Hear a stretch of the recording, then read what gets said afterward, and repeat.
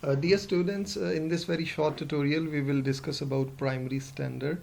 In order to have a view, we make solutions in volumetric analysis and we need solutions of known concentration, and in order to make solutions of known concentrations, the compounds from which these solutions are made must be pure and stable.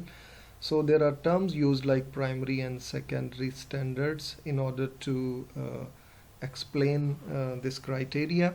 So primary standard is a compound having sufficient purity, and it should be like this, that it can be used to prepare a standard solution, that is a solution of known concentration, by direct weighing the quantity of this very compound, followed by dilution as the solutions are made.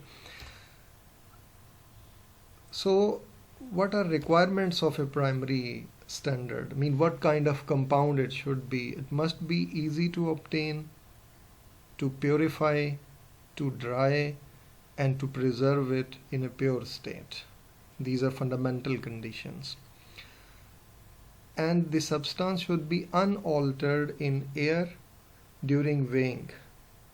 Unaltered in air during weighing mean it should not absorb moisture, or it should not react with the gases present in the environment.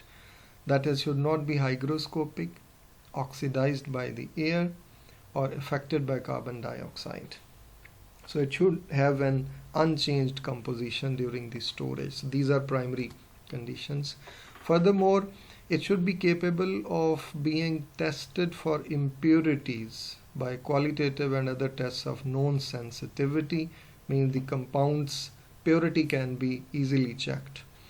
It should have a high relative molecular mass so that the weighing errors may be negligible. When you make solution, you need to weigh a substance, and if the quantity is more, then the weighing errors will be less. That's simple.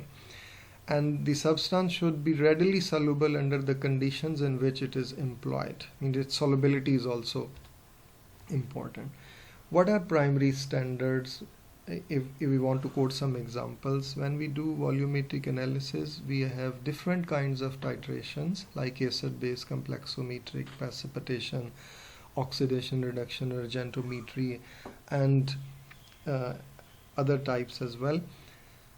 So in acid-base reactions, we have certain compounds which have established purity and have characteristics which make them primary standards. These are sodium carbonate, borax, potassium hydrogen phthalate, potassium hydrogen iodate, and benzoic acid.